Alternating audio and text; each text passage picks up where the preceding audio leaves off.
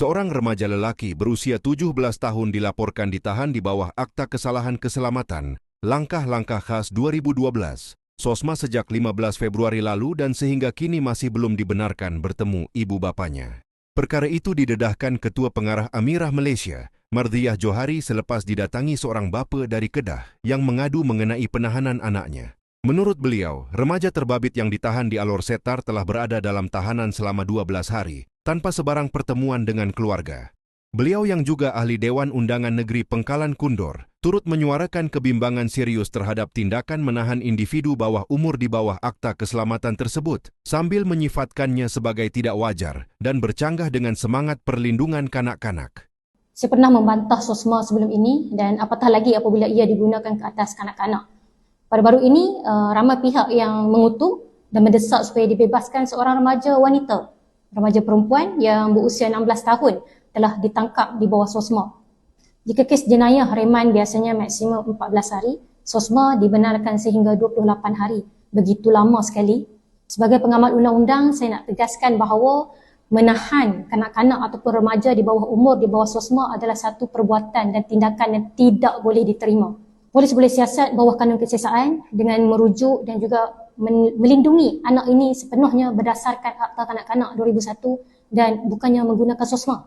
Anak ini telah berada dalam tahanan polis, tidak dapat berhubung dengan keluarganya selama 12 hari dan jika saya tidak menggunakan cara seperti ini, jika saya menggunakan cara konvensional biasa melalui proses birokrasi, saya risau anak ini akan beraya dalam penjara. Untuk rekod, saya dimaklumkan anak ini kehidupan sehari-harinya hanyalah rumah dan sekolah. Sekolah ke rumah. Beliau tidak keluar daripada rumah melainkan atas arahan mak dan ayah.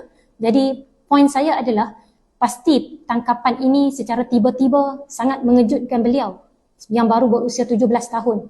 Jadi bagi saya rujuklah kepada Akta Kanak-Kanak dan saya desak supaya anak ini dibebaskan dengan kadar segera. Saya tidak boleh dedahkan nama anak ini ataupun nama ibu bapanya untuk mengelakkan identiti mereka dikenali.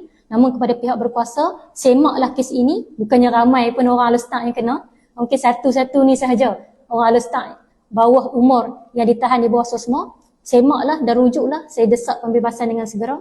Saya mendesak juga Menteri Dalam Negeri, Menteri Undang-Undang untuk menyemak kes ini. Dan saya mohon agar anak ini dibebaskan dengan segera. Saya bukan nak berpolitik, saya tidak berminat untuk berpolitik dalam isu seperti ini, tetapi saya yakin kita boleh bekerjasama dan boleh melakukan sesuatu supaya perbuatan ini boleh diperbetulkan. Anak ini telah pun berada 12 hari, saya ingat lebih daripada mencukupi untuk polis mendapatkan maklumat yang sepatutnya, sewajarnya untuk siasatan. Jadi saya mohon, anak ini masih lagi di bawah umur, baru 17 tahun, bebaskan segera supaya beliau boleh berpuasa dengan keluarga dan menyambut Hari Raya Aidilfitri dengan keluarga.